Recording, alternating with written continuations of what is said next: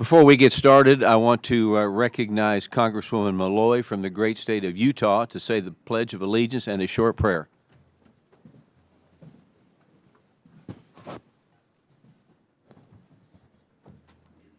Prayer first. Our Father in heaven, we thank Thee for the opportunity we have to represent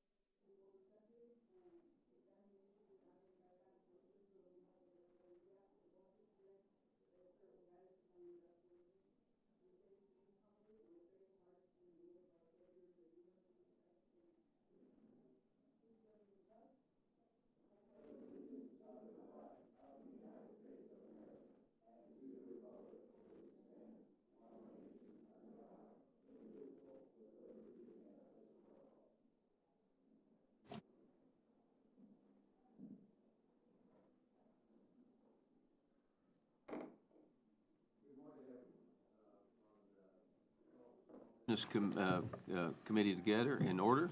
Without objection, the chair is authorized to declare a recess of the committee at any time. Today's first order of business is to consider the views and estimates on the priorities of the committee or in small business for fiscal year 2025.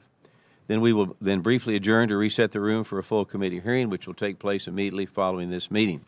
I now recognize myself for an opening statement. It's no secret to anyone that small businesses are the engines of our economy, and we rely on them heavily. In my opinion, a key component of the American dream is the ability to start your own business, to take a risk, work hard, and be rewarded for that hard work.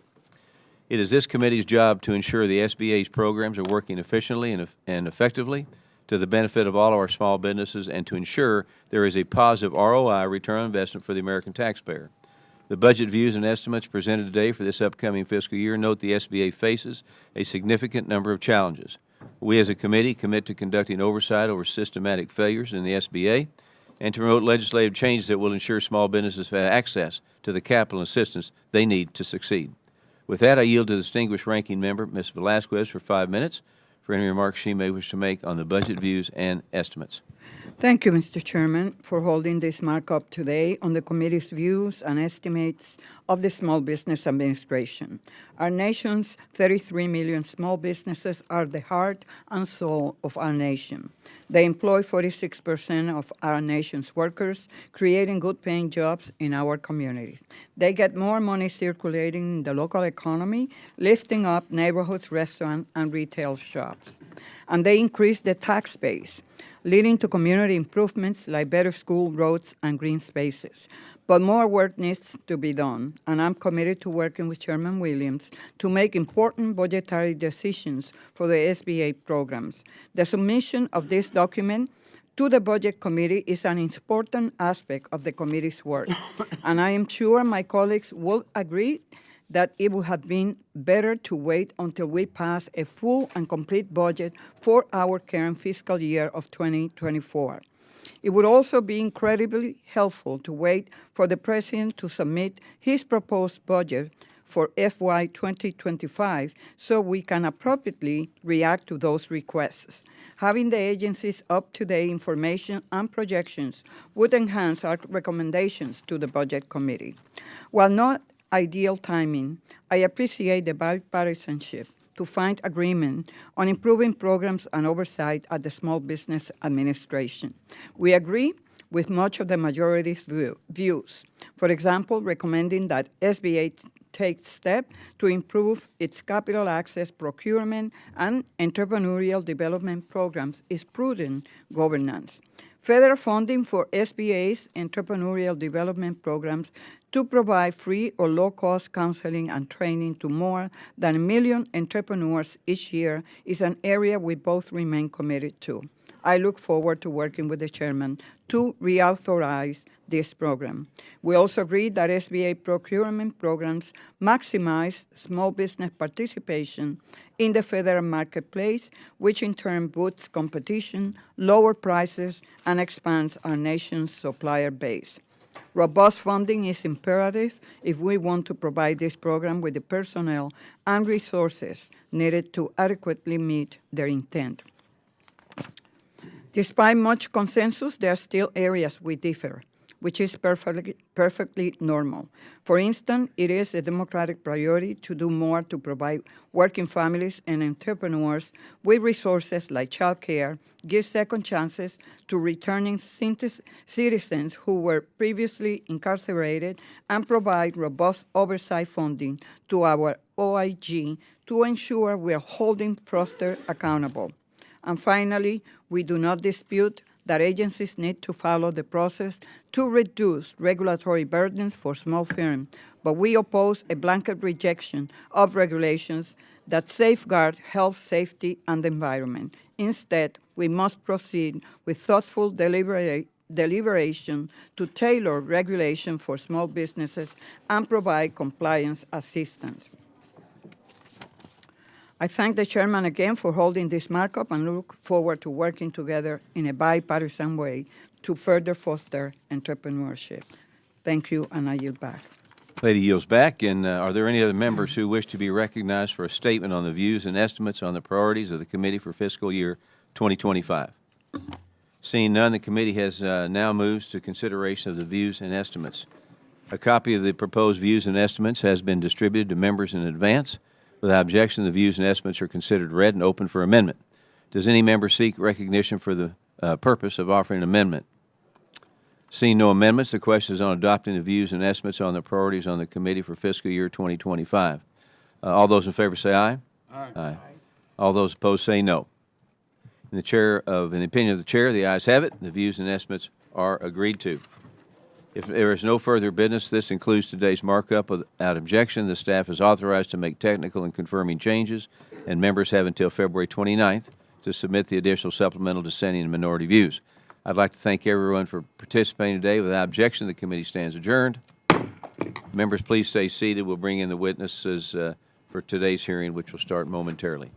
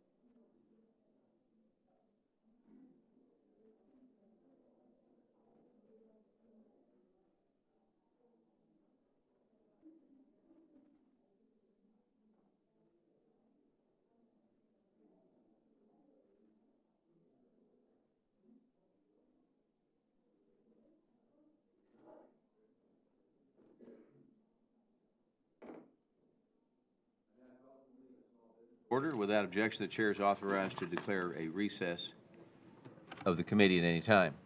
I now recognize myself for my opening statement. Welcome to today's hearing, which will focus on examining the impact of burdensome EPA regulations on Main Street. I'd like to start off by thanking our witnesses for joining us today. You all have traveled a long way to be with us this morning, and we appreciate your attendance and appreciate your input. When I travel around and speak to small businesses, I hear all the time how the cost of everything is so high. From the price of utilities to their labor costs, businesses feel like they are struggling to get ahead. Unfortunately, there is another new aspect that has made their operations even more challenging over the last 3 years, and that is the increased cost of complying with regulations. Most small businesses do not have a team of lawyers or a compliance department to look through all the new mandates coming out of Washington, D.C. Figuring out what needs to be done in order to comply takes time away from the employees or owner that could be better spent looking for growth opportunities or doing other revenue-generating activities. Now, while there are laws on the books that are supposed to protect small businesses from the worst of these regulations, they seem to be failing. Since President Biden was sworn into office, his administration has issued 766 final rules costing over $450 billion to Main Street America. This type of overregulation has real-world consequences on American small businesses. Of all the agencies creating the increased burden on Main Street America, it's the EPA, and has been one of the worst offenders.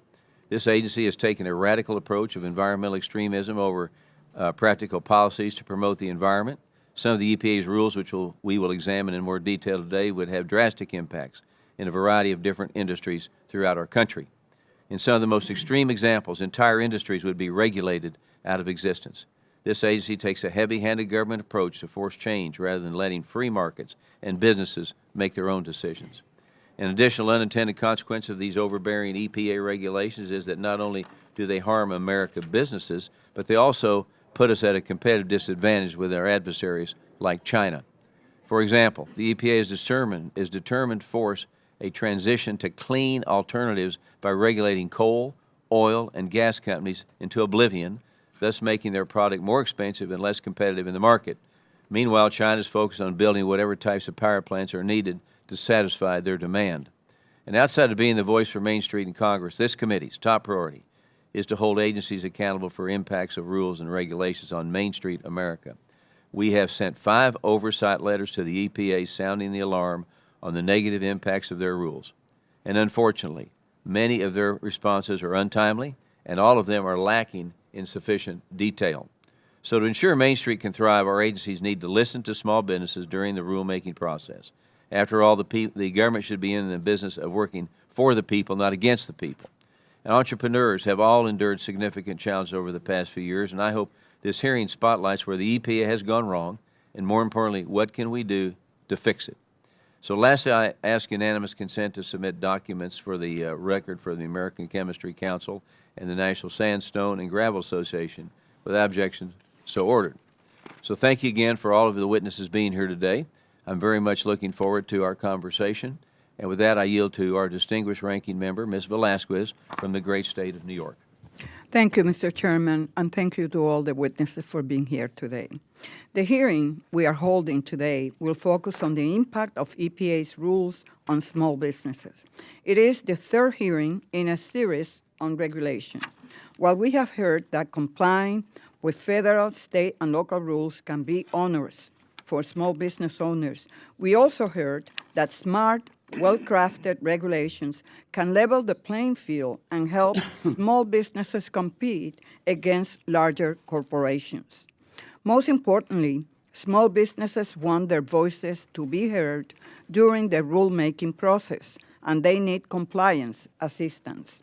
That is why Congress enacted the Regulatory Flexibility Act and established the Office of Advocacy and the National Ombudsman. The role of advocacy is to monitor the rule-writing process and ensure agencies listen to the concerns of small businesses, and the role of the National Ombudsman is to assist with excessive regulatory issues. They also make sure that agencies offer small businesses timely compliance assistance materials. It is important to note that both of these offices gave the Environmental Protection Agency an A for their compliance with the Regulatory Flexibility Act. We can all agree that regulations are vital to Americans and small businesses. EPA's rules safeguard our nation's air, lands, and waters, and they yield more benefits for Americans than any other agency. In fact, the benefits outweigh the costs by a ratio of 13 to 1. However, we may hear claims today that EPA is running amok and the regulations stifle the growth of small businesses. I disagree. First and foremost, the agency is carrying out our laws, the laws that Congress passed. The EPA has to operate within the statutory guidelines, involve public participation, respond to comments, ensure the benefits justify the costs, and follow the procedural requirements of the Administrative Procedures Act and RFA. Put simply, there is no overreach. The EPA is doing what Congress asked them to do. Secondly, between the passage of the Clean Air Act and 2022, air pollution dropped by 78% and the economy grew. Smart, well-crafted regulation can spur innovation and the development of new clean technologies. New opportunities abound for entrepreneurs to produce materials in cleaner ways. We cannot get stuck on the message that regulations hinder the growth of small businesses. We must look to the future and understand that regulations can drive innovation and grow the economy and protect public health and our environment at the same time. I would like to enter into the record testimony from Dr. Lemir Teron. Dr. Teron aptly points out the consequences of environmental pollution and their contribution to a long history of environmental racism and inequality. Research has shown that large polluting facilities expose frontline communities made up of African American and other socially and economically disadvantaged groups to their dangerous levels of pollution. And this aspect cannot be overlooked in our discussion today, particularly for small businesses in this community. With that, I look forward to hearing from the witnesses today about EPA's rule and hear more about their experiences with the agency, the Office of Advocacy, and the National Ombudsman Office. It is important to know what we can do better to help you succeed. Thank you, Mr. Chairman. I yield back. Ranking member yields back. I now will introduce our witnesses. Our first witness here with us today is Mr. Brandon Ferris. Mr. Ferris is the Vice President of Domestic and Economic Policy for the National Association of Manufacturers, also known as NAM, located here in Washington, D.C. Prior to joining NAM, Mr. Ferris was the head of federal government regulations for the Chemours Company, where he played an integral role in the passage of the AIM Act. After serving the Marine Corps Reserves, thank you for that, we began his career in Washington as Bryce Harlow Foundation Fellow at the George Washington University School of Law while working on the U.S. House Agricultural Committee. Mr. Ferris attended the Virginia Military Institute, where he earned his Bachelor's of Arts in History and Philosophy before attending the Johns Hopkins University, where he received his Master of Arts in Government. He also holds a J.D. from the George Washington University Law School. I want to thank you for joining us today and look forward to conversing. Our next witness here with us today is Ms. Sai Wagner. Ms. Wagner is the Vice President of Exploration, Cooper Oil and Gas, located in the great city of Fort Worth, Texas. And Ms. Wagner has been with the Cooper Oil and Gas since 2009, where she serves an executive management role over exploration and regulatory departments, among others. She has over 10 years of regulatory management working with the Texas Railroad Commission, Environmental Protection Agency, and the Texas Commission on Environmental Quality. Ms. Wagner recently completed a 2-year term as chairman of the board of directors for the Texas Alliance of Energy Producers, becoming the first female and youngest serving chairman of the board in its 92-year history. Ms. Wagner attended Texas A&M University, where she earned her Bachelor of Science in Petroleum Engineering. It's great to have you in Washington, and thank you. We look forward to our hearing together. Our next witness here with us today is Dr. Lishan Aklog. Dr. Aklog is the chairman and CEO of PAVmed, Inc., located in New York City. PAVmed, Inc. is a commercial-stage medical technology company co-founded by Dr. Aklog. He previously co-founded a med tech holding company which founded 4 medical device companies and led one of its portfolio companies which commercialized one of his life-saving inventions. Prior to entering the life sciences industry as an entrepreneur and executive, Dr. Aklog had a career in cardiac surgery, serving on the faculty of academic medical centers, including Harvard Medical School. He was recognized as America's top doctor for over a decade. So it's really good to have you here today. So, all right. So Dr. Aklog received his undergraduate degree in physics from Harvard University and his MD from Harvard Medical School. Thank you for joining us today, Doctor. We look forward to the conversation that we have ahead of us. And I now recognize the ranking member from New York, Ms. Velasquez, to briefly introduce our last witness appearing before us today. Thank you. It is my pleasure to introduce Mr. Michael Green, who leads American Sustainable Business Network Climate and Energy Working Group. Mike is passionate about environmental change and the new innovative opportunities for small businesses. His passion shines through his work, and President Obama recognized this commitment and presented Mike with the Champion of Change Award for his contribution to climate change. Welcome, and I look forward to your testimony. Thank you. Thank you, and again, thanks for all of you being here today. We appreciate it. Now, before we recognize the witnesses, I want to remind them that their oral testimony is restricted to 5 minutes in length. That's a big deal here. 5 minutes, okay? And if you see the light turn red in front of you, it means that your 5 minutes has concluded and you should wrap up your testimony. Now, if you hear this, you're going over and you need to stop and listen to the gavel, okay? The gavel's important.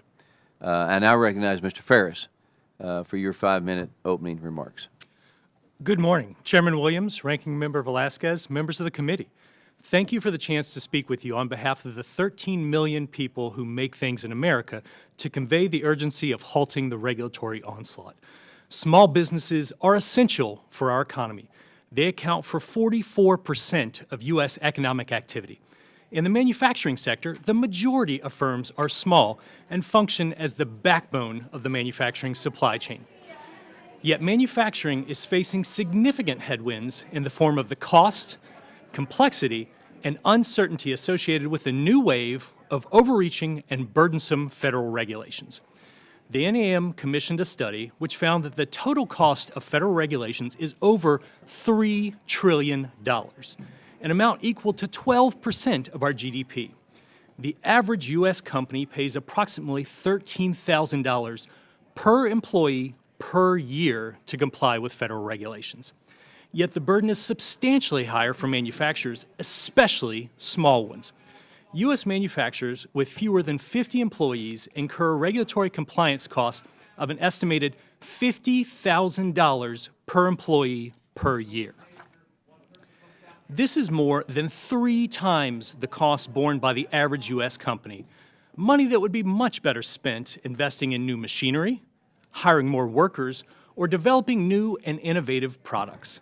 The NAM analysis only reflects regulations in place as of 2022, but new proposed regulations have been especially disruptive and will further chill manufacturing growth. For example, the EPA recently finalized an early reconsideration of the particulate matter air quality standards. These revised standards will create permitting gridlock throughout the country, as permit applicants will have to model the new standard within 60 days. It leaves little room for industrial activity, as EPA itself concedes that as much as 70% of particulate matter comes from non-manufacturing sources. Ultimately, states are going to have to ration which new investments should be allowed to break ground to avoid falling into non-attainment. Needless to say, this regulation will cut manufacturing investment directly and potentially drive cutting-edge factories to other nations with less onerous standards. This is just one example of an agency action that will have far-reaching effects across the manufacturing economy. Many other proposals are moving forward towards finalization. The EPA has just proposed a burdensome reporting requirements and actions that will restrict or create de facto bans on PFAS production or use. The issue is that for many of the current uses, semiconductors, EV batteries, medical devices, items for national defense, there are no existing replacements for PFAS. These proposed restrictions would force manufacturers to abandon domestic production of critical items and instead rely on foreign production. Another proposed EPA regulation would impose new requirements on natural gas and coal power plants, which account for more than 60% of our total power generation. Non-compliant facilities will be shut down. In another instance, the EPA has proposed regulations at levels so low it would create a de facto ban on the production and use of ethylene oxide, which is used to sterilize medical devices, including PPE used by doctors and hospitals. The EPA has also proposed additional barriers to its review under the TSCA program, which is critical to innovation. Under TSCA, the EPA is mandated to review new chemical applications within 90 days. However, the vast majority of these take much longer, and the new requirements may further extend that approval period, delaying deployment of new, efficient products. Small businesses are vital to our economy and our lives. If we fail to reduce the regulatory burden on them, the U.S. is at risk of threatening the spirit that has allowed small businesses to thrive. On the other hand, if we reduce their burdens and their cost, there is no limit to what small businesses can accomplish. Thank you. Recognize Ms. Wagner for her 5-minute opening remarks. Thank you, Mr. Chairman, ranking members, esteemed members of the committee. It's an honor to be able to speak with you today. Thank you, Mr. Chairman, for the introduction. And that's quite enough about me. Let's talk about my small business. I'm a second-generation E&P operator. We're based in Fort Worth, Texas, and the majority of our production is in north central Texas, in rural areas where I grew up. I graduated from a class of high school of about 30 kids and went off down to Texas A&M and got an engineering degree. And after working for some great, esteemed, large independent companies and even a super major during college, I landed back in Fort Worth with a small independent and then came knocking on my dad's door for a full-time job and the second generation running that company, which I do now with my husband and my brother. So a true family business. We employ 11 people full-time. We have about 20 contractors that we hire on a month-to-month basis.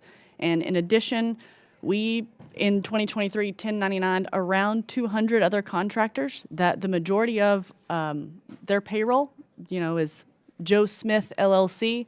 It's just Joe. He just comes and does all of the roustabout work or all this type of repair work. His wife is a nurse in the local hospital. She comes in and does the books at night. We're the lifeblood of the small rural communities where I was born and raised. We have a significant community impact as a company. Not only do the taxes from our wells, the ad valorem taxes, the property taxes, go straight to the rural hospitals, the school district, and the local communities, but we're very active members in the lifeblood that keeps these rural areas thriving. We sponsor the county stock shows, the Little League teams, the volunteer fire departments, because there is no full-time staffed fire department in these rural areas. The towns are a size of 200 to a couple thousand people. We're the largest employer in almost a 4-county area to offer 401k, health insurance, paid leave. Our company is a vital piece of the microeconomy of these rural areas. And while I'm pleased to be here today to share what's probably a unique perspective, because not only am I a second-generation E&P mom and pop oil and gas operator, I'm a 5th-generation farmer and rancher. So stewardship of natural resources is predispositioned in my veins. It runs through my blood. I am a staunch supporter of clean air, clean water, and caring for the lands on which we provide these natural resources to America. It's a message that I tell my kids daily. My 2 young children are frequently riding around with my husband and I in our rural areas and on a ranch, and I say, this is how we farm this wheat crop responsibly. This is how we raise these thousands of cattle, all natural, with no steroids or antibiotics, and care for the water they drink, the air that they breathe, and the land that they graze. This is how we hunt, fish, and manage the game on this property, and do so that we can continue to do that in generations to come. And these are the oil and gas wells that Mommy and Daddy drilled right here in the middle of it, where your great-grandparents still live. And I'm not alone. While that may sound like a unique perspective from the oil and gas industry, I am just a small representation of a very large swath of small to mid-size operators, not only in Texas, that I learned as the chairman of the board of the Texas Alliance of Energy Producers. It's a 3,000-strong member organization in Texas, but I was able to meet folks from all over the country, from Kansas, Illinois, New Mexico, Oklahoma, Louisiana, who share the same small business ethos and regulatory environments that I have in Texas. In that regulatory environment, I'm mandated right now on basically 3 levels of regulation. We have state-mandated regulation, federally delegated regulation to the state of Texas, and also API standards for my equipment for safety and emissions. In 2003, in oil and gas-friendly Texas, and 365 days in a calendar year, I was inspected 297 times. I passed all of those inspections, some with re-inspections, and that's up on average from 215 inspections on average a year from August 1st of 2015. I'm a proud member of a highly regulated industry. And within those existing rules, the state of Texas has done great things. The oil and gas industry has done great things. We've sextupled production, six-fold increase of production with the same or lower greenhouse gas emissions than we've had since 2010. Excuse me. We are stewards, not wasters. The wells I operate are very marginal. They make an equivalent of 5 barrels of oil a day. I do not have room to waste in my business. I have to monitor every single product that I produce because it is vital to be able to give the good jobs and support the communities of which I live in. The regulations on small business like mine provide certainty for me, my employees, and the communities we support. I urge this committee to please know that if you do not allow my company to produce these vital, in-demand products in the cleanest and best ways that we do in the world, you will push these jobs and this environment overseas where they do it cleaner because they don't have an EPA, an API, or a Texas Railroad Commission. Thank you so much. Lady yields back, and I now recognize Dr. Aklog for his 5-minute opening remarks. Good morning, Chairman Williams, Ranking Member Velasquez, and members of the committee. Thank you for inviting me to testify today. My name is Dr. Lishan Aklog. I'm a heart surgeon, medical technology innovator, and small company chief executive. Last summer, I was honored to testify before the Subcommittee on Health on Medicare coverage of innovative medical devices. My testimony today focuses on upcoming EPA regulations on ethylene oxide, which is used to sterilize billions of medical devices a year. Although there is broad industry support for updated regulations, EPA's proposals are projected to greatly reduce sterilization capacity and patient access to critical medical devices. I'm here to provide my perspective as a surgeon and small company chief executive. I'm not an expert on environmental science, toxicology, sterilization technology, or even the deeper policy dimensions. Most life-saving medical innovation happens at small companies such as mine. Government can have a significant positive impact on patient access to our innovations. For example, SBIR and STTR funding are a lifeline to early-stage companies, and I commend the House for reauthorizing these programs and for including innovation-fostering R&D expensing provisions in the recent tax bill. I was also pleased that H.R. 1691, the innovation-focused subject of my testimony last summer, made it out of committee. Today, however, we address a proposed government action with a large potential negative impact, exposing millions of patients to the risk of delayed care and even death, and I assure you that's not hyperbole. Sterilization lies at the heart of medical device manufacturing. One of the most time-consuming and costly steps of the FDA clearance process is sterilization validation. We must prove that the device possesses zero infectious risk to the patient and that sterilization does not damage or impair its function. This is more difficult than it sounds. Sterilization using heat or radiation can damage intricate components and can't penetrate the inner parts of a complex assembly. Ethylene oxide gas, however, can sterilize every inner surface of a device without damaging its structure or function. It is the only available technique to sterilize the majority of medical devices. Let me offer an example from my own experience as a heart surgeon. Nearly 1 million patients per year receive life-saving artificial heart valves. They are marvels of modern medical technology. Perfect sterilization is critical since artificial heart valve infection is catastrophic and sometimes fatal. Ethylene oxide is the only available technique to sterilize an artificial heart valve. A large percentage of heart valves are sterilized at a single U.S. facility. The sudden closure of this facility, even temporarily, would be devastating, and many patients would die. I also have experience with ethylene oxide sterilization as an entrepreneur and chief executive. Our experience commercializing our EsoCheck device illustrates the unique challenges small, innovative companies face with sterilization. EsoCheck is a deceptively simple tool which allows precise, targeted collection of lower esophageal cells for pre-cancer testing. It is performed in a doctor's office in less than 2 minutes without anesthesia or sedation. A small balloon attached to a thin catheter gently swabs cells from the target area, and a capsule protects the sample as the catheter is withdrawn. EsoCheck's gentle approach to non-invasive cell collection is a dramatic and elegant improvement over cruder, decades-old technology which involves dragging a Brillo pad-like sponge on a string, indiscriminately scraping cells from the stomach, esophagus, and mouth. It's a big advancement. EsoCheck's initial FDA clearance required ethylene oxide sterilization. Unlike large companies who can bring sterilization in-house, we are dependent on a small number of third-party sterilization companies with limited capacity. We are the lowest priority customers and as a result experience serious supply challenges as EsoCheck demand grew. To mitigate supply chain risk from proposed EPA regulations, we decided to deploy precious resources and successfully resubmitted EsoCheck for FDA clearance as a non-sterile device. The other products in our pipeline, however, must be delivered and remain at severe risk if EPA regulations move forward as proposed.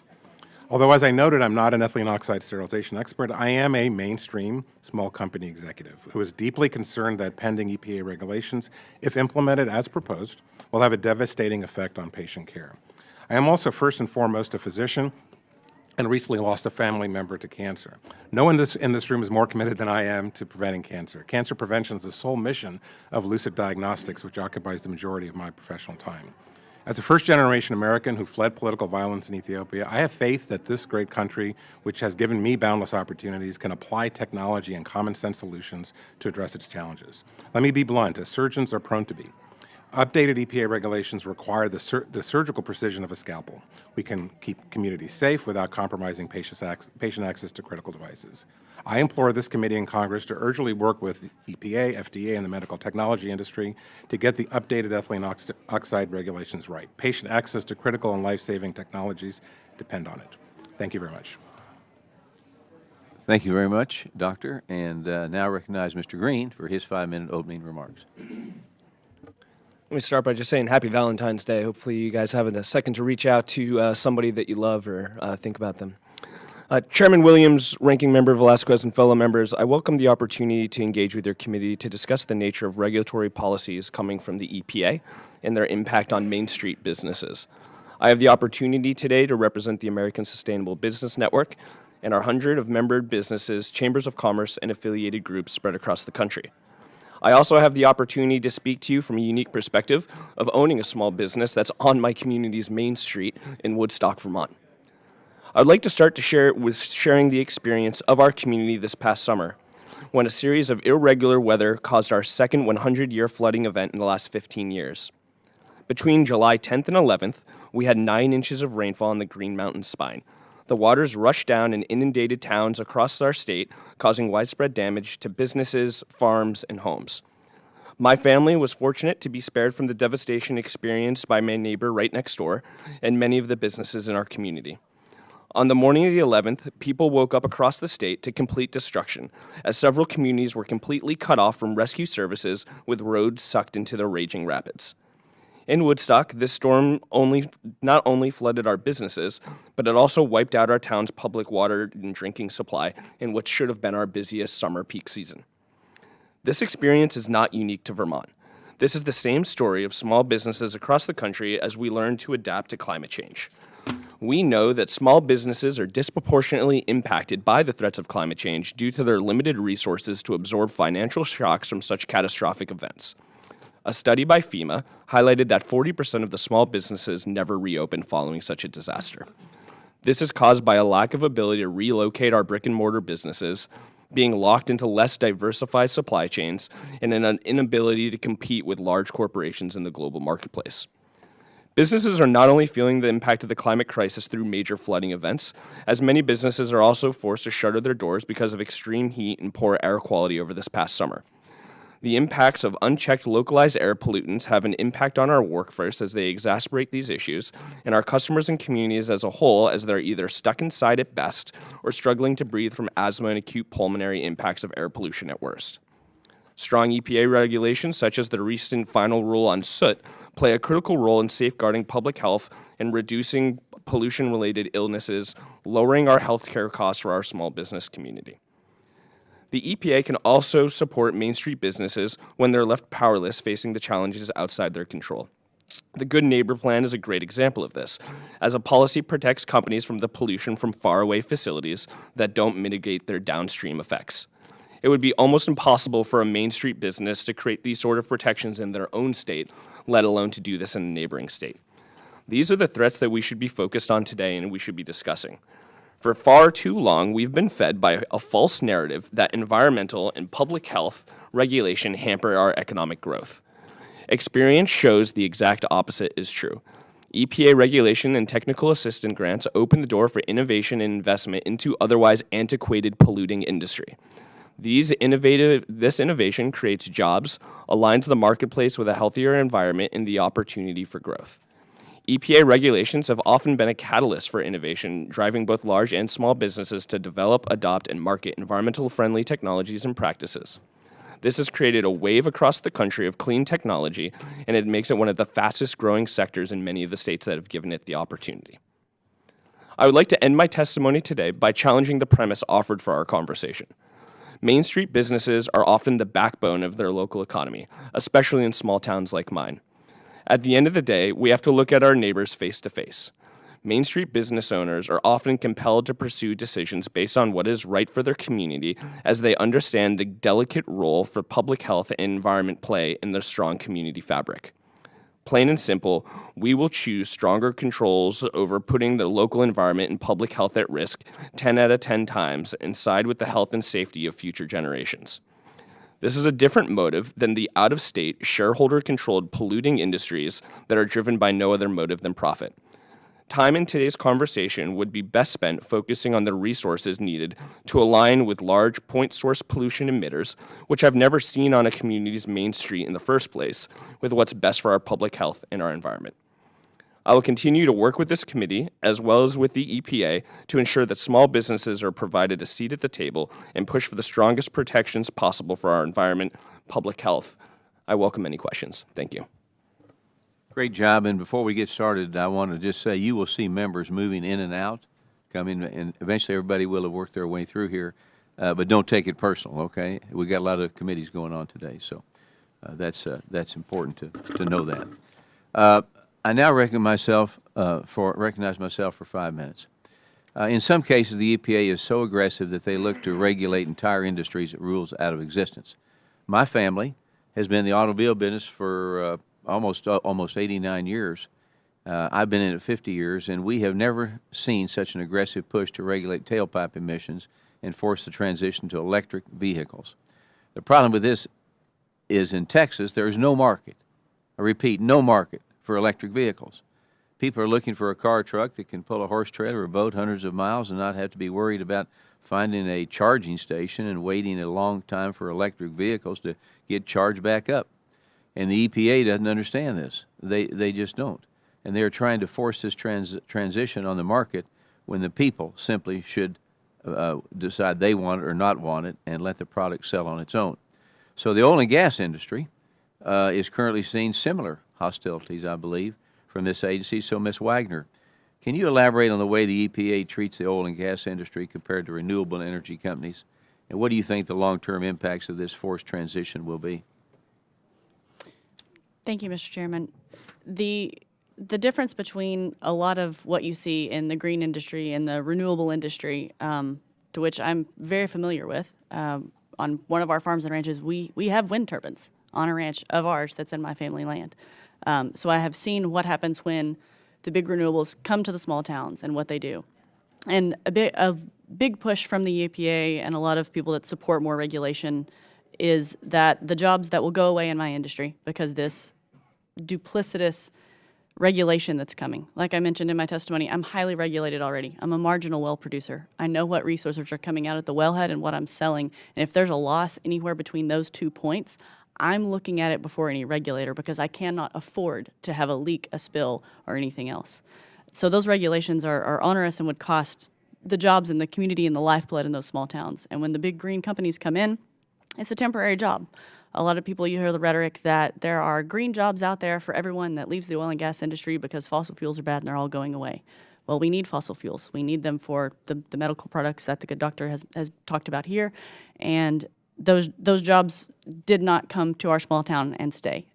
There were temporary guys that came in. And the green companies that come in have wonderful subsidies and grants and things that the federal government has done for them that do not get reinvested into Main Street USA.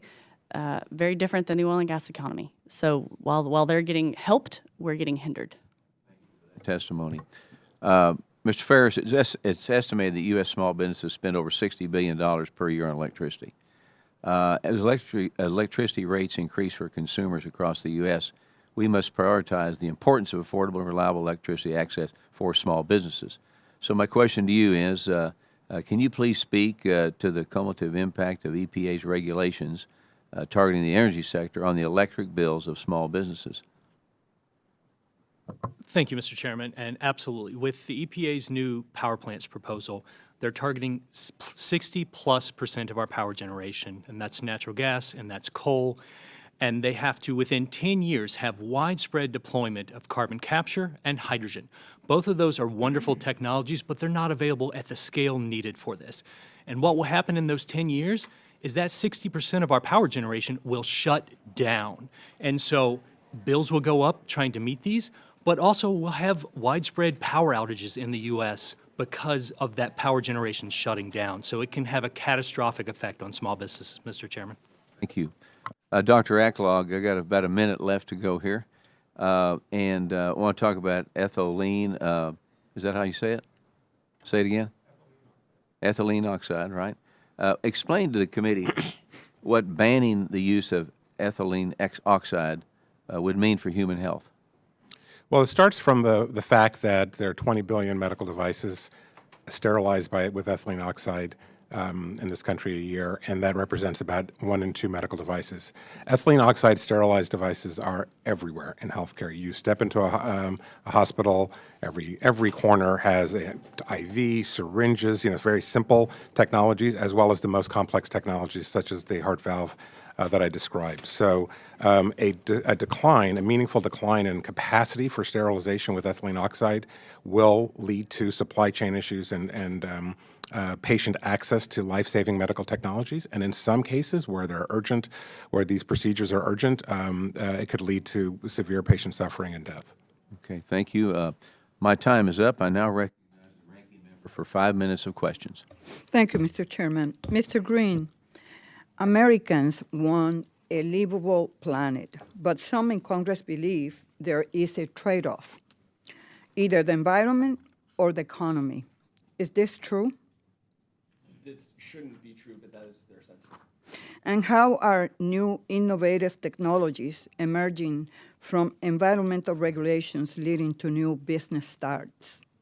Yeah, so I've had the opportunity to spend some time at an innovation space called Greentown Labs, which they have an operation in Houston as well as an operation in Boston, Massachusetts. They're growing, incubating, and supporting small businesses that are revolutionizing clean technology.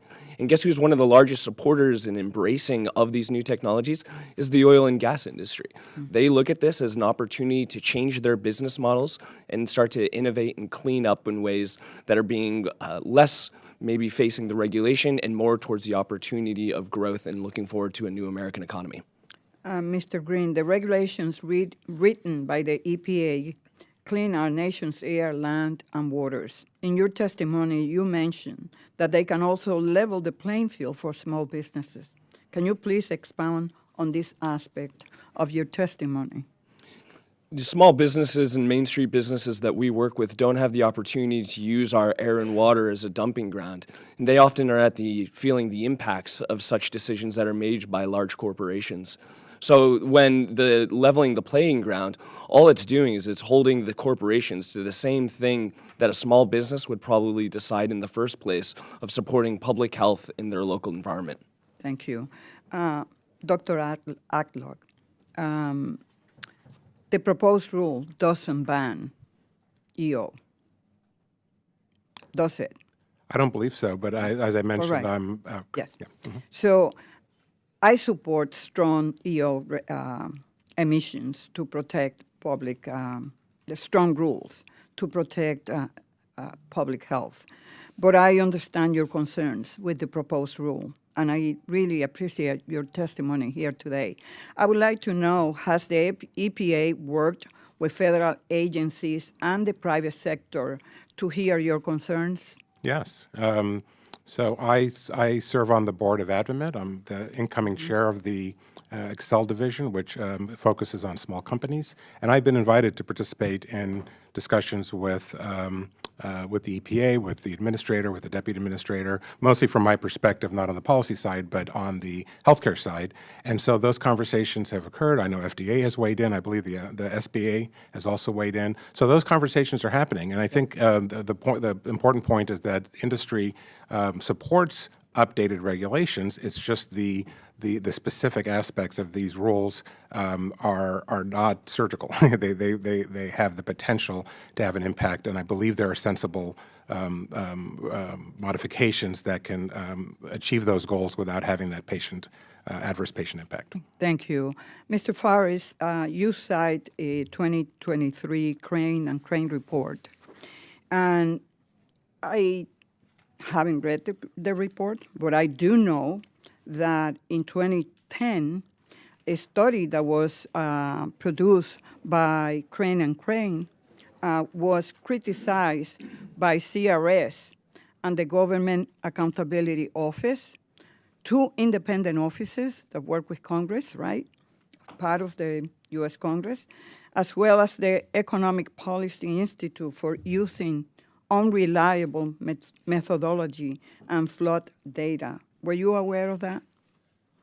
We are aware that anytime there's an academic study, there will be questions about the validity of the data. We stand behind the Crane study and believe that is a valid snapshot of the cost of regulations. You believe that the Congressional Research Office and the Government Accountability Office were wrong in their assessment of Yes, the ma'am. Crane We and Crane stand report? behind the Crane data. Okay.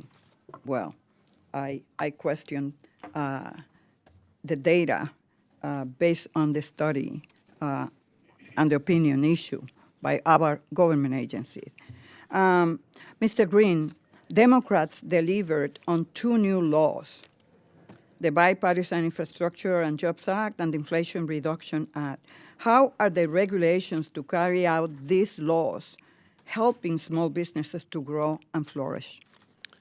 Thank you so much for the question. You know, in small mountain communities and communities that are feeling the impacts of climate change, such as ours, we are looking for folks down here in DC to pull every single lever you possibly can to help us get on the right trajectory. So these regulations work hand in hand with the innovation and the grant programs that are coming out of the EPA as well to help businesses reach to compliance as well as to reach the innovation goals that we all have for a healthy environment. Thank you, and Mr. planet. Chairman. I yield back. Thank you. Thank you. Lady yields back. I now recognize Representative Musser from the great state of Pennsylvania for 5 minutes. Thank you very much, Mr. Chairman. Thank you very much to our witnesses. Really appreciate it. It's very interesting and highly informative. So, as I think most of us know, inflation over the last 3 years is up over or nearly 18%, 17.9%. We get CBO records that show regulations on businesses in general are up since the Biden administration has went into effect, over $400 billion. Clearly, that adds to inflation. Regulations do serve clearly a cost on your business.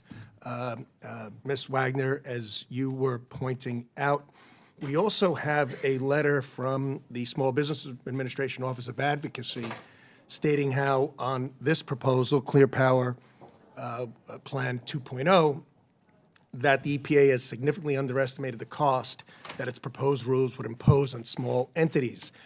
I'm interested in hearing, Mr. Green brought up that, or the question was, can you, do we have to forsake the environment for land development, for manufacturing development, for the development of medical devices that are life-saving? I'd like, Mr. Ferris, I'm going to start with you. Tell me what you think about that comment. As well, you have how many manufacturers that you represent? Nearly 14,000, 14,000. And how many of them are small business? vast majority. Okay, the vast majority. Number one, do you think they would agree with that comment? And number two, has the EPA come and spoken to you and asked how would this rule affect those vast majority of 14,000 small businesses that create the jobs, that pay for the little leagues, that take care of, truly are the ones invested in taking care of their community's environment? Thank you, Congressman. And what I can say is there doesn't have to be a trade-off. Industry has worked, and we have some of the cleanest air in the world. We have innovated, and those technologies have led to having some of the cleanest air in the world.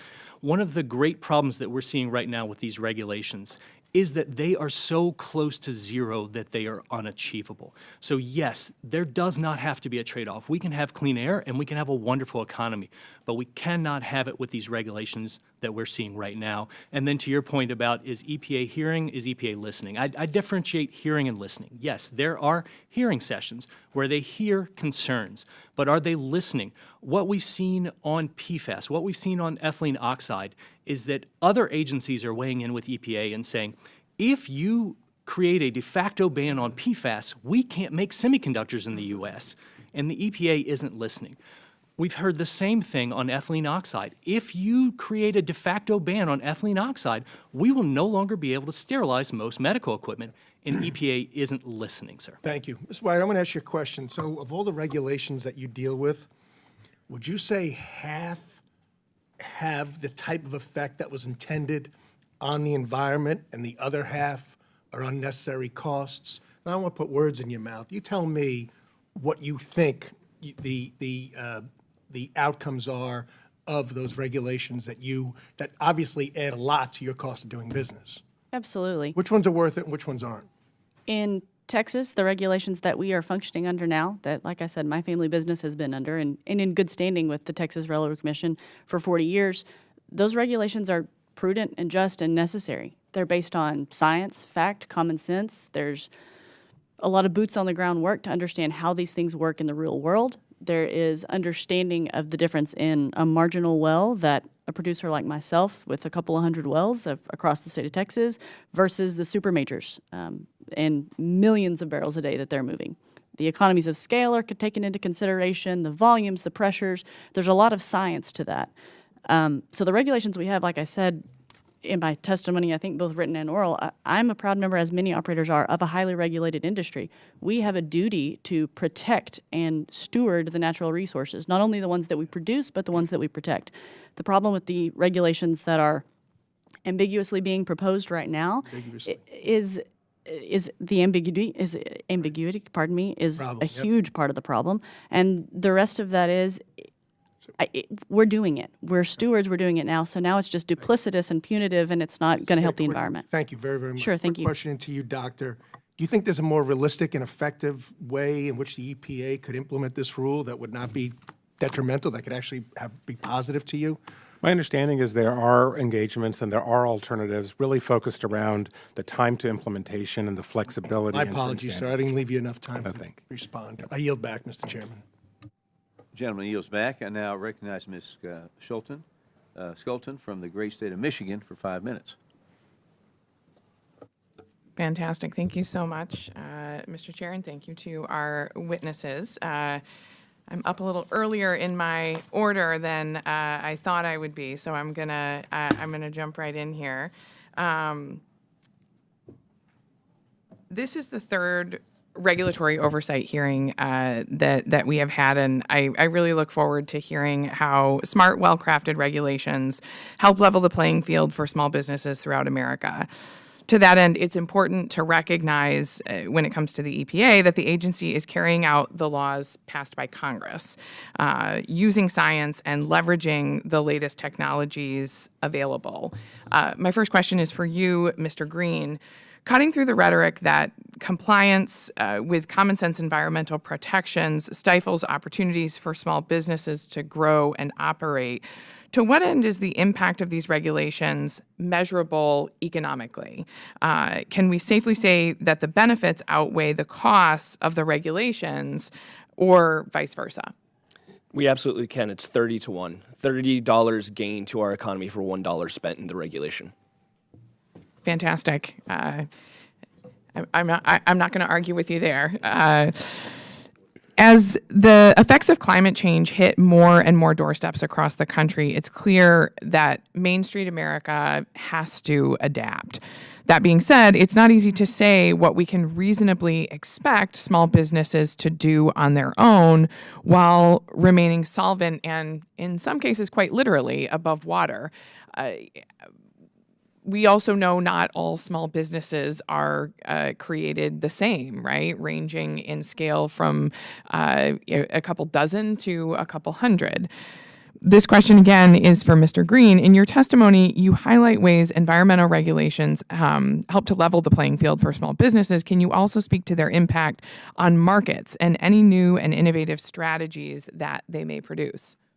Yeah, no, they absolutely create the opportunity to move markets and create new products for consumers that I think there is a strong demand. As an electric vehicle driver in a rural community, my family has taken advantage of such amazing programs, and I was really pleased when I took the opportunity to look up Roger Williams, Chrysler, Jeep, and Dodge, and at the very first top of the menu was how to purchase an electric vehicle. And so we're already seeing a lot of consumer interest and consumer demand pushing towards these new innovative technologies, and industries, even as old as the auto industry, are really getting to harness that opportunity. Well, I thank you so much for your testimony and for all the witnesses being here today. I yield back the remainder of my time. Lady yields back. I now recognize Representative Elzey from the great state of Texas for 5 minutes. Thank you, Mr. Chairman. On behalf of Mr. Muser, I'd like to ask unanimous consent to enter a joint trade letter into the record from National Mining Association, American Exploration and Mining Association, and the Essential Minerals Association discussing the challenges small businesses face due to the U.S. Environmental Protection Agency's burdensome regulations. Costs have been going up in our country for a long, long time. Under the Biden administration, the cost of living in the United States is about 20%, has gone up about 20%. Makes it very difficult for people to afford basic necessities. The Environmental Protection Agency is a part of that problem. They're one of the most oppressive rulemaking agencies, and they're responsible for approximately $70.6 billion in new regulatory costs in 2023. That's not borne by the companies. It's borne by the consumers in pass-alongs.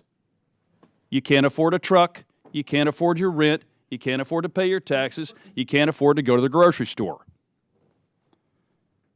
An additional 5.5 million paperwork hours for companies. These regulations have increased the cost and regulatory burden for nearly every job creator in America. What the administration fails to understand, these regulations have real-world consequences for the American public overall and specifically small businesses. We have the cleanest environment, water, and air of any industrialized nation on the planet.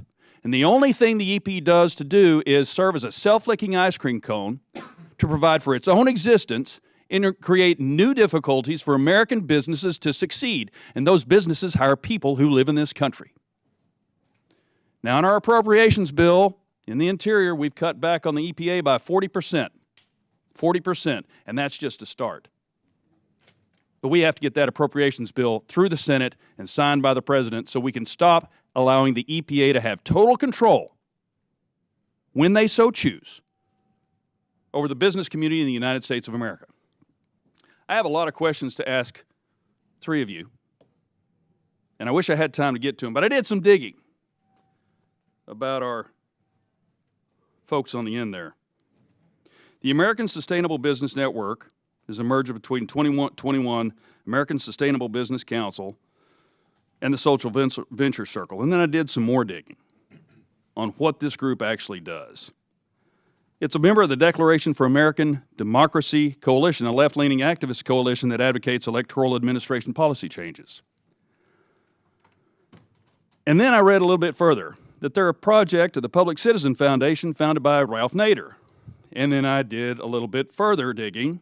The foundation, located in Washington, D.C., provides administrative and financial support to Public Citizen, in addition to running its own research and media programs with a focus on health, environmentalism, and limiting business rights. Make no mistake about what's going on with the EPA and groups like our group on the end. This isn't about American businesses and making them stronger. This is about shutting down American businesses and outsourcing our guilt, like we've done with the mining of our rare earth metals, which we need for our national security, and the very lives we lead every day, for microchip production, for energy independence. So we're going to limit LNG production in the United States so that Germany is more dependent on our enemy, Russia, for their natural gas. This is harmful to national security. It's harmful for the security of our families. It's making life more difficult for them. Mr. Chairman, I appreciate what you've done in these hearings on promoting American businesses, holding the Small Business Administration accountable, trying to improve their ability to help small businesses. But when somebody says they're trying to help the 33 million small businesses in this country by making it harder for them to do their jobs, and the restrictions on a 5-barrel-a-day production well, limiting the ability for our medical community to clean the very the things that we use to take care of our American people, they're making it difficult to live in the United States. And I think it's about time to go back to the Administrative Procedures Act and do away with the EPA, because we already have a redundancy in every state. Every state has their own EPA. In Texas, it's the TCEQ. And those TCEQ members do a very good job of making sure that the air and the water in the state of Texas is clean. We don't need the EPA's help. I'm about out of time. Sorry I didn't get to ask any questions, but it needs to be clear on what the agenda is of some folks in this country when they claim it's about supporting American businesses. With that, I yield back, Mr. Chairman. Gentleman yields back. I now recognize Ms. Malloy from the great state of Utah for her 5 minutes. Thank you, Mr. Chairman. I had a bunch of thoughts I was prepared to share about federalism and how redundant and unnecessary some of these EPA regulations are, but Mr. Elsie just did a fantastic job of that, so I'm going to move on. In fact, I wish I had said what he just said. Ms. Wagner, first of all, thank you for your testimony. You are a fantastic witness, and I have a high school graduating class of 32. I rarely meet people who can beat me on that besides my siblings, so great to hear about that. And what you said really had a ring of truth to me. I grew up in a small town in a rural area where people are dependent on resources to make a living, and we have a built-in incentive. We learned from the time we're tiny that we have a responsibility to take care of the resources God gave us on this earth. So thank you for sharing that. And to that point, reading through the materials for this hearing, I'm reading that small business optimism is very low. One reason is the burdensome regulations that are coming from unaccountable federal agencies that can't be voted out of office, that don't have to go back and face the voters every 2 years like we do. And the EPA isn't just regulating pollution and protecting human health anymore. They're trying to change the way we do business in this country, which is outside of their scope. They're part of the executive branch. We as the legislative branch have the responsibility to act as a check on them, and that's why you're here. That's what we're doing here today. Overregulation kills Main Street under the weight of compliance, and also the cost of inadvertent non-compliance when rules get so burdensome that people don't even know whether they are in compliance or not. So I am getting to questions here. Our friend Mr. Green on the end just said that he sees a 30-to-1 return on regulation. For every dollar they spend, they get a $30 bump. And I want to go down the line with the other three of you and ask you individually. Mr. Ferris, you represent a lot of small businesses. Do you find that to be accurate? I would say that I would love to see those studies. All of our studies do not show that. So your members don't feel like regulation from the EPA helps their bottom line? Not from what we're seeing right now. We can work together on regulations. Regulations can be helpful, but what we're seeing right now is they are not helpful, and they're all set at zero to where, to your point, it is shutting down businesses. Thank you. Ms. Wagner? I would say the inverse of the other witnesses. Duplicitous regulations cost money. They will never produce more oil and gas or any cost savings for my business, which will hurt my employees and the communities that we support. Thank you. That also has the ring of truth to me. Mr. Aklog? So I work in an industry that's primarily regulated by the FDA, and obviously we all would accept that healthcare technologies need to be regulated. And so the issue is really about smart regulations and coordination between the regulatory agencies to make sure that we don't end up with adverse consequences to patients, and that's what we're trying to accommodate here. And do you think that further regulations give you a 30-to-1 increase in your profit margin? I'm not focused on a profit margin. I'm focused on patients and patient outcomes, and that to me is the overriding question here: is that we have to have regulations that protect patients, but don't do the opposite, which is what we're facing here. Thank you. And during your testimony, it struck me that, the justification for these environmental regulations is that we're trying to keep our air and water clean, protect human life. But in the case of removing something we need to sterilize medical devices, it's having the opposite impact. We could be taking human lives in the effort to protect human lives. You don't have to respond to that, just an observation. With that, Mr. Chairman, I yield back. Thank you. Gentlelady yields back. I now recognize Representative Alford from the great state of Missouri for 5 minutes. Thank you, Chair, and I apologize for not being here sooner. We have a lot of competition on the Hill today. Just met King Abdullah from Jordan and Secretary Vilsack in another hearing. But this is so important, and I wanted to be here for your testimony. I have read it. I appreciate you coming here on your own time and your own dime, as I like to say, because I know it's part of being American. It's coming before committees like this. We are concentrated on making America great again through making Main Street great again. And I thank the chairman and the ranking member for holding this. The EPA, of course, was created by President Nixon to monitor and enforce our national guidelines on the environment. However, under President Biden, the EPA has completely abandoned this mandate. Instead, taking their cues from radical environmentalists, they are attempting to regulate entire industries out of existence.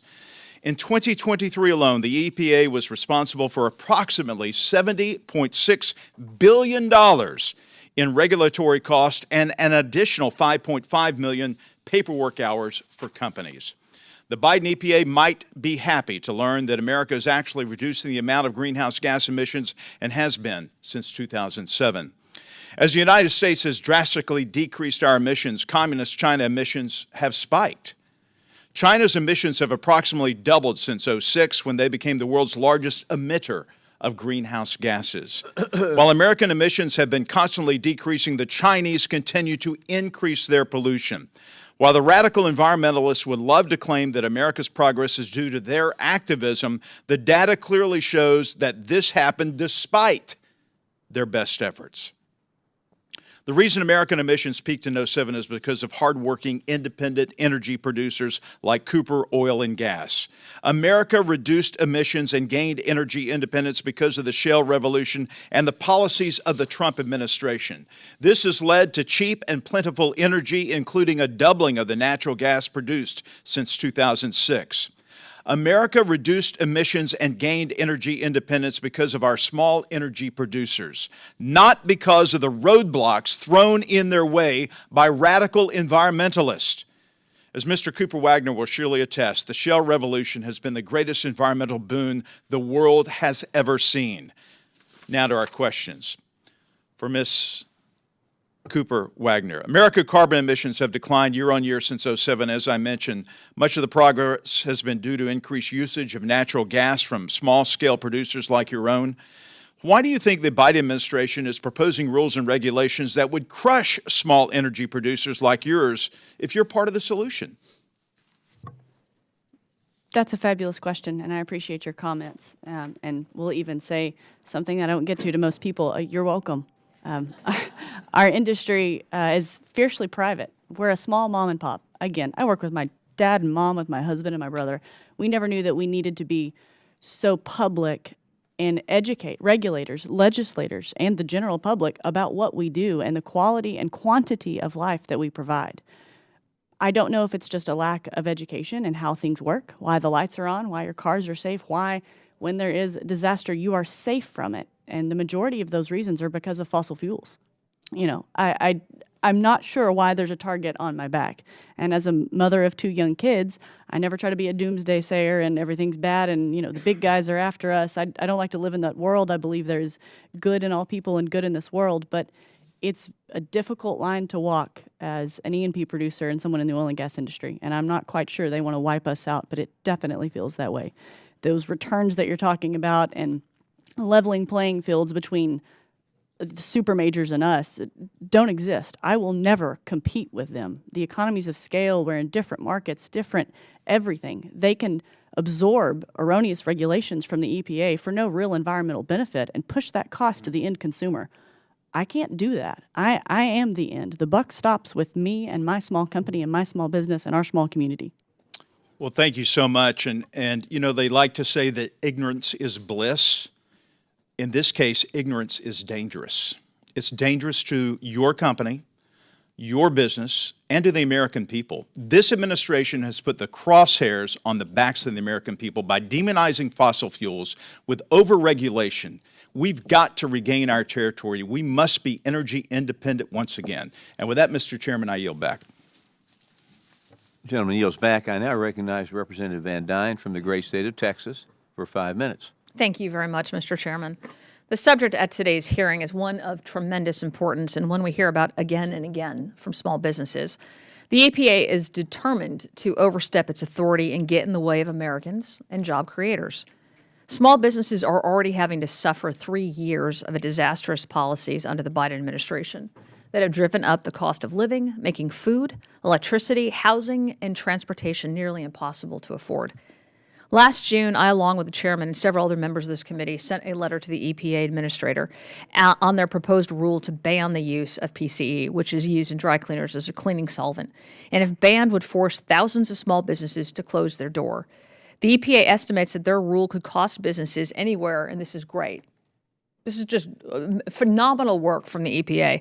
They're estimating that it could cost businesses anywhere from $850 to $10.4 million. That's a huge margin.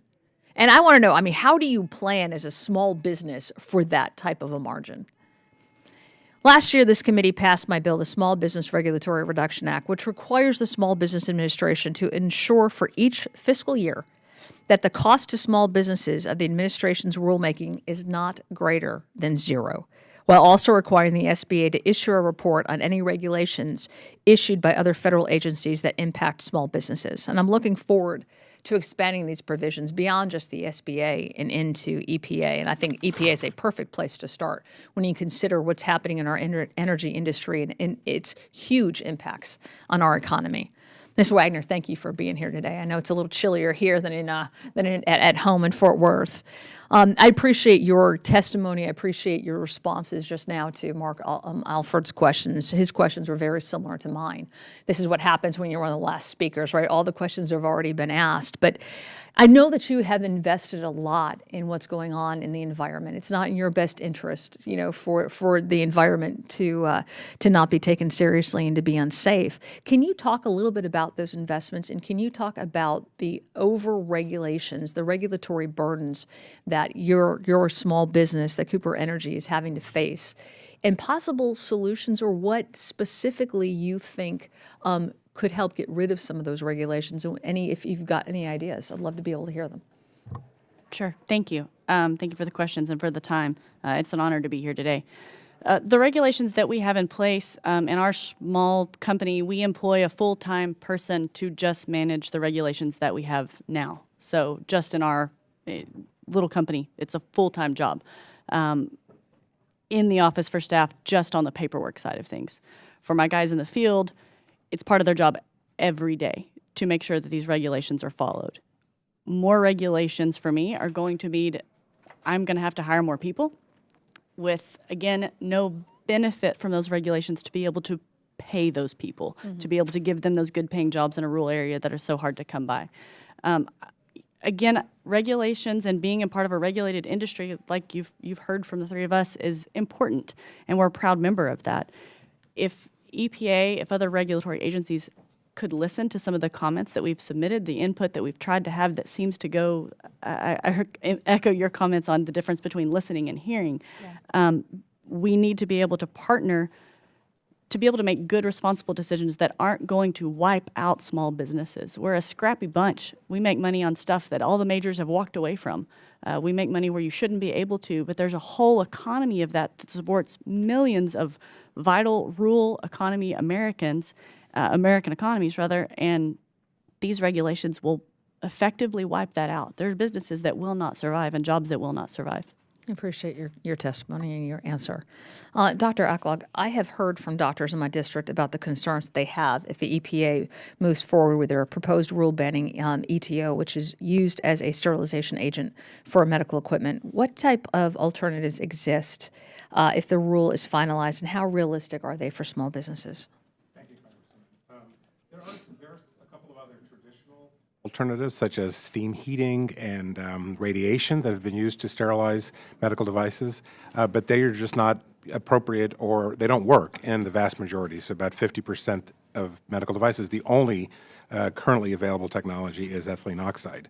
There's active R&D, and we're in the innovation business, so we certainly welcome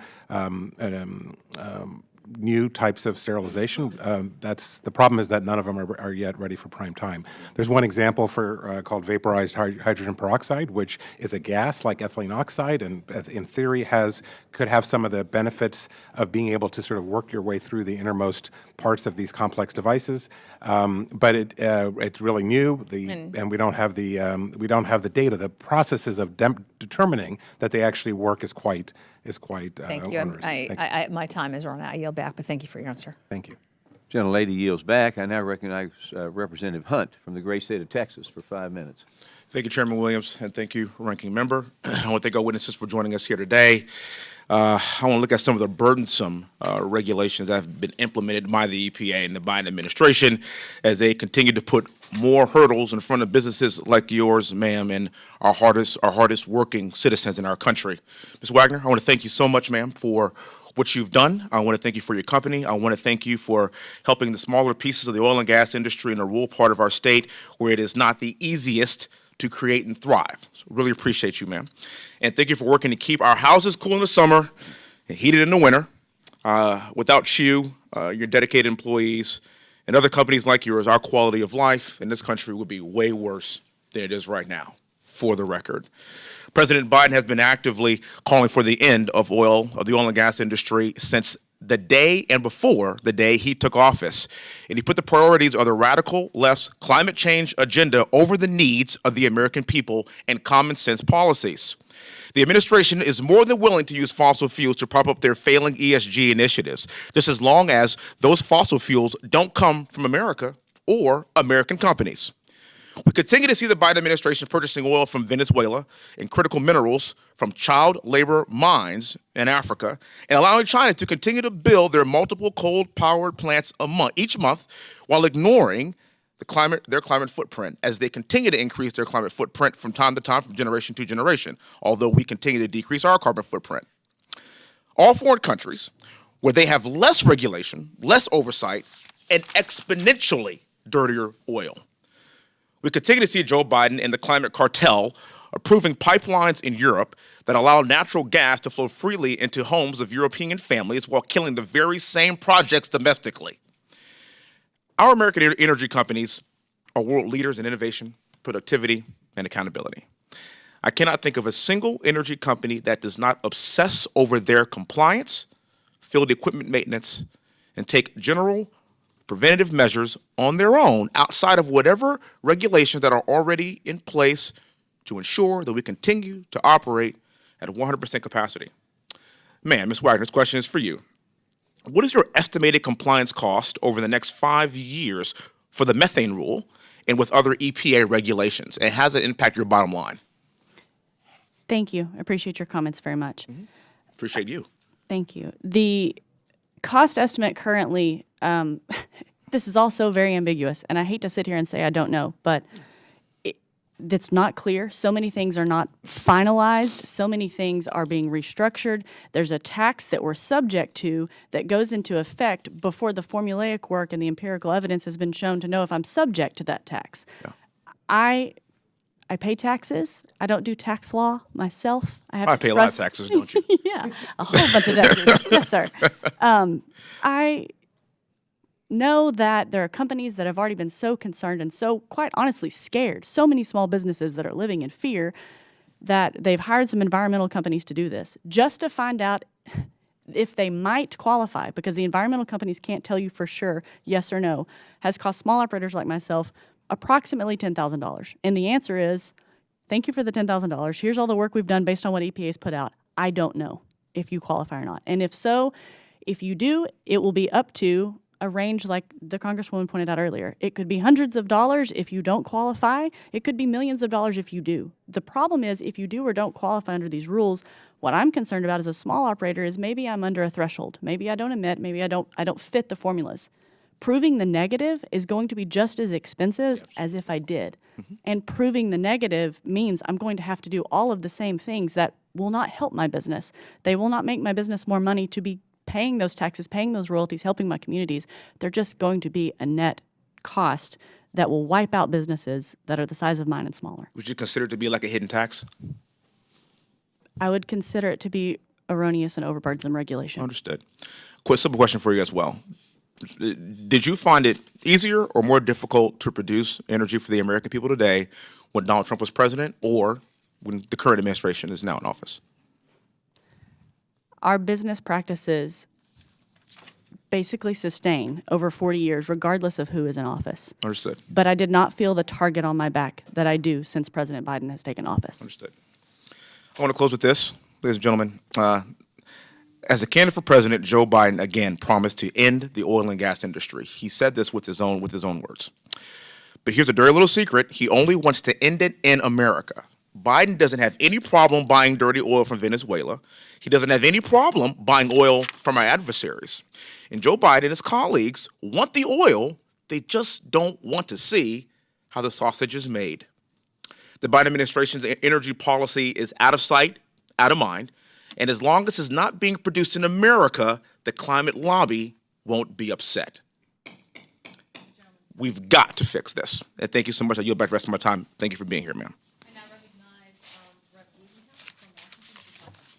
Thank you, Chairwoman.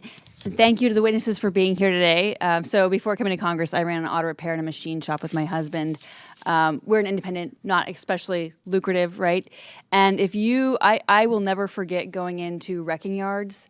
I remember I was picking up parts for like a 90s Toyota, and the guy was like, the owner, a buddy, was like crying. He had an inspector there. So, right, wrecking yards, cheap land. It's not a high margin business. You're operating often in wetlands. So the environmental impact, and businesses like mine, I mean, we didn't cause the oil leak. We're fixing the oil leak. We're stopping the oil from going into the river, and we're the ones who are under scrutiny because we're the one fixing the problem. And, in these wrecking yards that we see getting shut down all across the country, they're the independents usually, and they don't have the money for the lawyers to navigate the system. And you think about what are we going to do? What is the average consumer going to do when they can't get their Toyota Corolla fixed? Instead of remanufacturing a part that's always been in America, they're going to have to get some cheap thing from China that's going to fail. And you think about the downstream effects on the economy of shutting down these small repair shops and wrecking yards when they're not compliant with EPA regulations. That hinders a really important part of the supply chain. And so, I guess my question is how, this is the tension we see between the EPA's mission, which I value. I like knowing my water's clean. I like knowing my air is clean. But I also want equity in who is being held accountable and who has the capacity to navigate these rules. And Mr. Green, in your opinion, how do you balance the needs of the economy with that lens of equity for the smaller companies that don't have the infrastructure to navigate?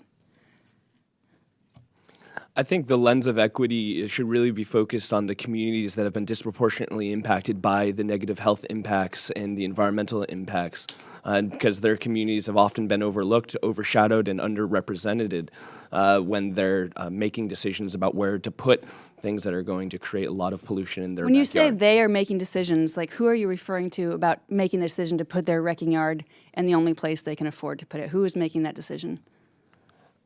The business. The small business. The business is making a decision. So then you want to hold the small business accountable for not having the resources to go to a wealthier neighborhood. I would want the small business to be accountable for the footprint and their business decision and the impacts that their business is having on their local community. Mm-hmm. Yeah, I mean, I think that my experience is that the smaller guys are the ones who are accountable. We are the ones who are sponsoring the Little League team and donating to teachers and doing. We are part of the community. The small ones are the ones who are also the ones who can't navigate these rules. When I bought my property, when I bought my auto shop, the seller literally had a heart attack because that's his whole net worth. And if there was an environmental finding there, he's liable. He can't afford to go to a nursing home after that. You know, I mean, how do we balance? I don't know if anybody here has insight. Like, how do we balance in creating a system that the smaller guys can navigate also? Because I think a lot of this is just contributing to consolidation, is my concern. And then you really do have the big guys who don't go to the bake sale, you know, who aren't selling Girl Scout cookies, you know? Right. Can I take Yeah, that? please. Yeah. And so I think part of it is that we're moving the American public away from the understanding of the true intent of the EPA by using like kind of these tactics of talking about how scary these regulations, how it's going to support, you know, countries over abroad that maybe, you know, it's being placed in a way where people are anti-EPA rather than trying to engage within the EPA process. So if we used a conversation or had a conversation about these rules are something that we all agree on and want to see happen, rather than fear tactics when we're talking about these things, rather than scaring those small businesses away from the conversation, we could bring them into the conversation. Yeah. How would you recommend bringing those small businesses in? And how would you recommend, like, can you point to things that you would? So at the Clean Power Plan ruling, there were, in the Region 1 offices in Massachusetts, there was a overflow. And we actually filled not only the hearing room, but also outside the hearing room with small businesses that were around the Salem Harbor power plant, around the Braden Point power plant. So I would actually say that small businesses, when there's the opportunity to engage, are engaging. Most of us here today are claiming to or do support and represent the small business community. So I think it's actually a words decision to bring those businesses in, and the mechanisms already exist to continue to have. Thank you all for being here today. Thank you, Mr. Green. I yield back. Thank you. I now recognize Representative Stauber from Minnesota for 5 minutes. Thank you, Madam Chair. To my colleague that was just spoke, I couldn't agree with you more. I appreciate your comments about the small operators, the small folks. And Mr. Green, I couldn't disagree with you more about the EPA. Let me tell you something. The EPA has shut down mining, manufacturing, logging, and timber producing in our great state. So I disagree with you fundamentally on the EPA trying to work with them, okay? I've seen the devastation. I've seen our farmers and ranchers. The WOTUS rule was devastating to small businesses. And so I think that I appreciate, I read your comments, I appreciate where you come from, but sir, I adamantly disagree with you. The Biden administration is run by extreme radical environmentalists who abuse the law and bend it to their will. The unelected bureaucrats at the EPA are by far the worst offenders. EPA regulations constantly attack my constituents and our way of life. They restrict our mining operations, our logging operations, and wildlife management. They force extreme Green New Deal policies on our businesses without care for the overwhelming costs. And now they are going after our health care. The proposed rule on ETO sterilization, ethylene oxide, sterilization. That technology will eliminate a chemical used to sterilize medical equipment. Eliminating ETO would require manufacturers to change how they sterilize medical equipment, either adopting more costly or less effective solutions. Additionally, there are many instances where ETO simply cannot be replaced by other sterilization methods. Tools such as respirators, heart valves, pacemakers, and catheters can only be properly sterilized by ETO, as other methods are ineffective or even harmful. Make no mistake, this rule will increase costs, reduce access, and eliminate services in our healthcare industry. And rural America is always the first one negatively impacted. Rural America, rural healthcare, rural hospitals matter.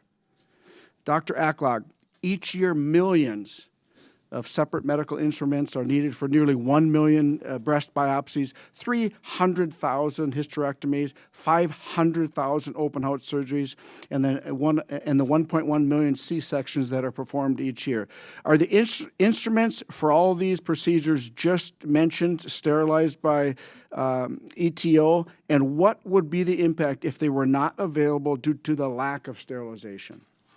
They are, so the simple answer is yes, and as I said... Microphone? Thank you. I apologize. I'm hard of hearing. I'm an 80s metalhead. Go ahead.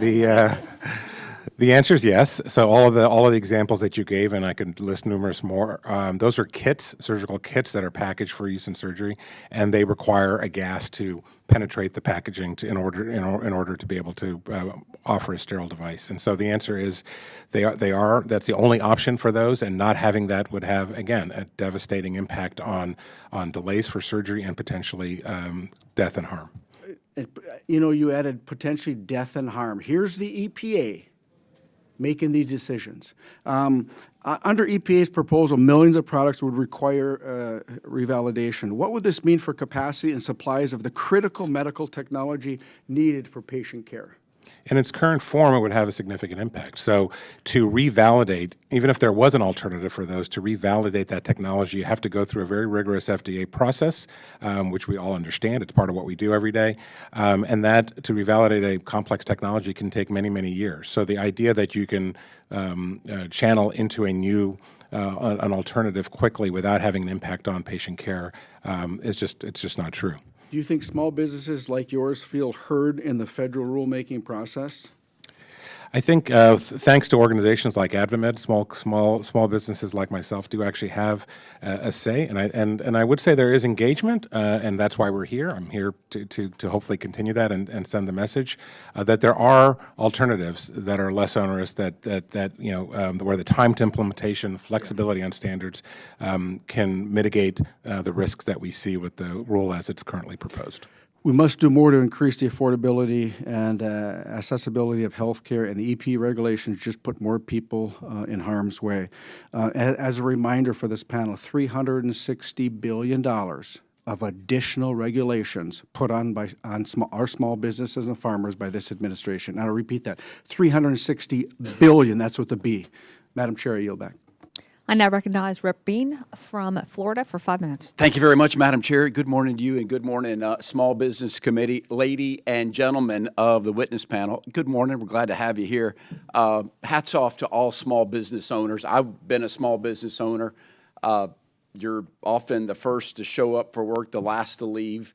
You're the last to get paid, and in a perfect world, it's just hard to run a business. It's just hard, let alone when the invisible hand of government comes and tries to push you down and stifle you. That invisible hand is not invisible anymore. We see it, we feel it, and hats off to you.